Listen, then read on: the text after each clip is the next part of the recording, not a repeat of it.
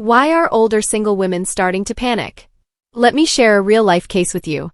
There's a woman born in 1985 who came to me recently. Before that, she had never planned on getting married because she owned her own house and car, earned tens of thousands a month, didn't have to raise children, and had no family responsibilities. She could go wherever she wanted and felt that being single was absolutely fantastic. So why did she suddenly decide to look for a partner? She said she recently went back to her hometown for a while and noticed something unsettling. Even though she's not even 40 yet, her family members were already making plans, specifically expecting her nephew, her older brother's son, to inherit her assets. Her nephew is quite mischievous. One day he was playing with her high-end makeup, products worth thousands, and smeared them everywhere. She couldn't help but scold him, but then he said, "What's the big deal? It's just some makeup. My mom said all your stuff will be mine when you get old anyway, your money too." Hearing that left her completely stunned. What shocked her even more was that her parents actually thought the same way. They told her, "You're not married and you don't have kids of your own. You earn so much money but can't possibly spend it all in your lifetime, isn't it just for your nephew?" So she finally saw the truth. If she never got married and never had children of her own, she might end up being taken advantage of in her old age, to the point where there'd be nothing left. Can a man be considered independent if he can earn money to buy a car and a house through his own efforts? I've never heard a man say, "I'm an independent man," but I've heard many women say, "I'm an independent woman." Why is there such a big difference between men and women? Oh, so for men it's just expected that they can earn money, buy a car and buy a house, like it's their duty, right? But when it comes to women, suddenly it's, "I can earn my own money, buy a car, buy a house and be capable, I'm a high-quality independent woman." Honestly, it feels like a double standard. As if it's some incredible achievement for women to earn money. Isn't it just normal for women to support themselves? Why is it that when women do it, they're called independent women? And those 4 words, independent woman, are practically poisonous. They've brainwashed so many girls into this mindset. Now some women are neither here nor there, proudly declaring, "I'm an independent woman, I can support myself, I don't need a man." They've drunk too much of this toxic Kool-Aid. In reality, being able to earn money and support yourself should just be a basic survival skill. You have to stand on your own in society, right? But for women, "I'm an independent woman" has become this glamorous label. Meanwhile, men never say, "I'm an independent man." When you think about it, men are kind of pitiful in this regard. It's such a double standard, and honestly it's unfair to men. When Gen Z post-2000s enters the dating market, they've really got the older single women feeling the pressure.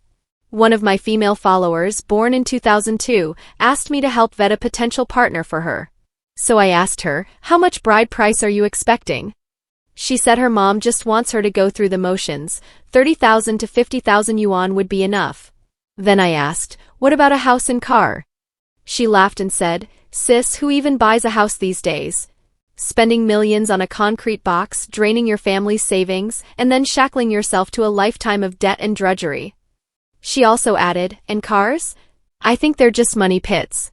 If you buy one for hundreds of thousands, you've got parking fees, gas, maintenance, all kinds of expenses.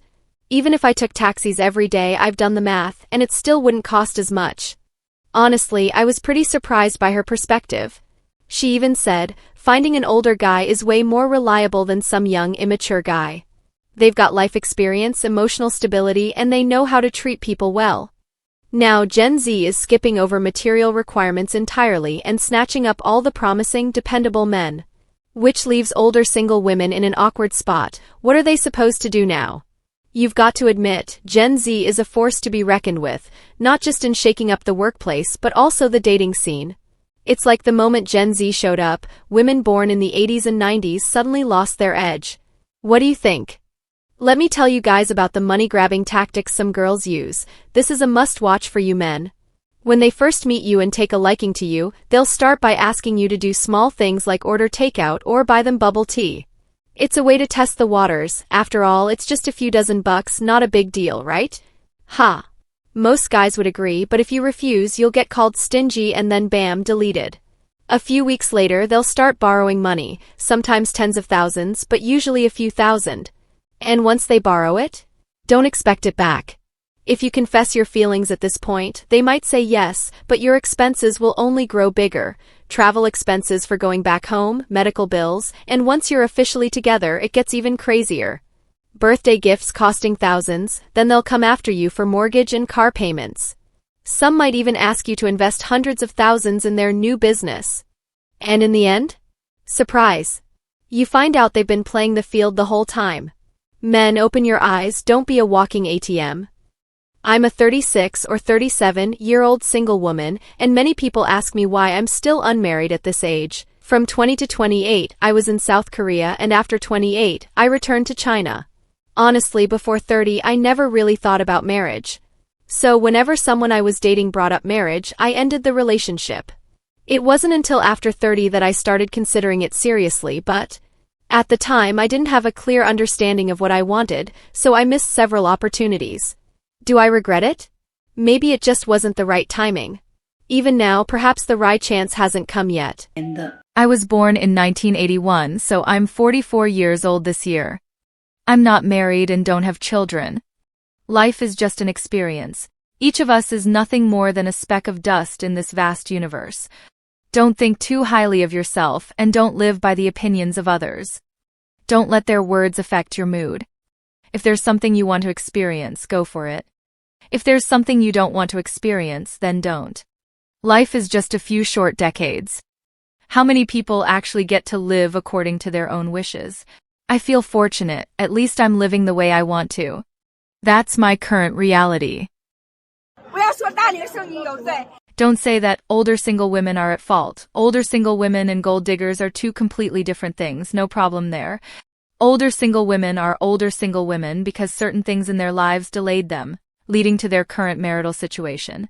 But gold diggers are out to scam, using relationships and marriage as a means to cheat men out of their money. Of course, I also acknowledge that many men have been deceived by some women to the point where they develop a fear of marriage. So, I hope everyone can avoid creating conflict between men and women. Instead, let's uphold justice and promote positivity on our platforms, okay? Everything I've said today, please don't maliciously edit it. We are all about positive energy and a positive society here, okay? So, I think, for me personally, of course, I also hope all you young ladies, after you've achieved success in your studies, don't become too picky, don't aim unrealistically high, and don't try to have it all. In the end, you'll only be delaying yourselves. So, if you meet someone who's a good match and things feel right, you should consider settling down earlier. I believe our lives are meant to be enjoyed, not to harm ourselves. So, I think you should live in the present and not let age define your youth. A 38-year-old woman still has her own youth and her own life. I may not be married now, but I feel like I'm living very well. Of course, I hope that one day if I meet my Prince Charming, I'll also have a happy marriage. Naturally, this is also my parents' greatest wish for me, even though they can't sleep well at night worrying about it. If I ever get married, I'll come to Wansong Academy, holding my marriage certificate, and give a shout out to every single one of you filming me right now. I'll send you all good vibes and I hope you all have a wonderful life, okay? So don't let me get too emotional, everyone. 问你们男生一个问题， You guys have this issue. If you had to choose right now, would you marry a wealthy 38-year-old woman with a monthly salary of $50,000 or a beautiful 23-year-old girl who only earns $3,000 to $4,000 a month? Actually, I've asked some friends around me and their answers really surprised me. In my opinion, I thought a wealthy older woman would be more attractive and they might choose her. But one of my friends told me he'd rather marry the 23-year-old beautiful girl. So, tell me, why would you choose the 23-year-old? If it were you, what would you choose? Leave your comments below. 一滴精死滴血，男人 1 drop of semen is worth 10 drops of blood. Men must conserve it wisely. Because out of 10 women, 9 are lustful, including myself. A woman's desires can far exceed a man's. Research shows that only 20% of men can satisfy these women's needs. So, men, you must control your desires, especially physical ones. Don't indulge them recklessly. Men, you must understand, your essence is your life.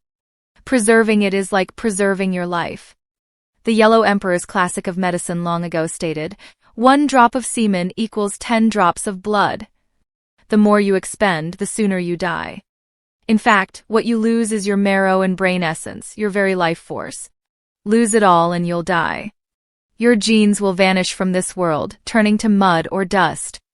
So, men who don't want to die young, you must restrain yourselves. Otherwise, those insatiable women will drain you dry in no time. Heaven has 3 treasures, the sun, moon, and stars. Man has 3 treasures, essence, energy, and spirit. Men, you must stand firm in your principles. Never give in just because a woman demands it. Otherwise, your essence, energy, and spirit will deteriorate. And without those, how can you build a career? Forget making money, you won't even manage a decent career. Without your fundamental capital, your health, you can't even reproduce. You'll end up like a baboon. So, men, your vitality isn't for reckless indulgence. It's for building your future, not for pleasuring women. If you endlessly satisfy them, you'll die young, drained, exhausted, and spent. You must control your desires. A single, independent man can master them. But if you're with a highly lustful woman, she'll corrode you, body, mind, and soul. A woman's desire is a bottomless pit. She doesn't consider consequences. She only cares about her own pleasure, even if it ruins you. Men, you can't afford this. You have careers, responsibilities, futures, families, and parents. You must firmly restrain your desires. Don't throw your life away for fleeting pleasure, especially not the lowly, trivial kind. True fulfillment comes from purity of body, mind, and spirit. A career is a man's foundation. Are you still fooling around out there? If you've been wasting your energy, it's time to wake up and rebuild. 我1989年出生。 I was born in 1989, so I'm 36 years old this year. I'm unmarried, have never had children, and don't even have a partner. I've been single all this time. My daily life basically consists of going to work and coming home. I'm not afraid to admit it, but my social circle is practically non-existent now. After work, I have no friends, no close girlfriends. Wherever I go, I'm always alone. Over the past few years, the loneliness has grown stronger. I can't even find someone to talk to. Every time I call my parents, the first thing they bring up is pressuring me to get married. After each call, I feel really down, unsure how to live my life going forward. I feel lost. People need companionship, no matter the time. During holidays and New Year, my friends are all at home with their husbands or children, while I can't even find someone to talk to. Some of my married friends say they envy my single life, but honestly, I envy their lively, warm households even more. A few days ago, our Shenzhen offline subcenter welcomed a beautiful Hong Kong drifter. Wow, her appearance was so sweet. She kinda looked like that party spirit girl, and her smile was especially sweet. Her dating requirements are pretty reasonable, nothing too unusual. The only thing is she has one specific condition. She wants to find a virgin. She said, if he's not a virgin, don't even bother introducing him to me. She also mentioned that she doesn't care about the guy's house, car, or bride price. She already owns a place in Shenzhen. She's 28 this year and about 168 centimeters tall. Currently, she works in management at a foreign-owned company in Hong Kong. Her parents are both retired civil servants. So her family background is pretty solid. Well, her one and only dating requirement is that the guy must be a virgin. I was really curious, so I told her, I've heard a lot of lifelong singles looking for partners say they want virgins, and for women it's easier to tell, like there's the hymen and all that, right? Then I asked her, but how would you know if a guy is really a virgin? How do you even tell? I said, is it that easy to figure out? And this girl replied, Sister Sally, I have my own methods. She said, after getting into a relationship with a guy, I'll wait for 6 months without having sex with him. If he's really a virgin, he'll definitely be able to hold out. Oh, that kinda makes sense, huh? So what do you all think? Is this method reliable? Or do you have any other ways to tell? Feel free to drop your thoughts in the comments. Just the fact that I'm a virgin is my biggest advantage. Can you even find anyone like me among those born in the 1980s? This year, a girl asked me to set her up on a date, a post-80s graduate with an annual salary of 150,000 yuan, a standard 310 Shanghai girl, native Shanghainese. Most importantly, let me tell you, she's still a virgin, what we call a golden flower maiden. Now, guess what my requirement is? A net worth in the hundreds of millions, a self-made entrepreneur, the big boss of a listed company, and height. High standards, at least 180 centimeters tall, a minimum annual salary of 10 million, and at least a 200-plus SQM luxury apartment in the city center. I was like, hello?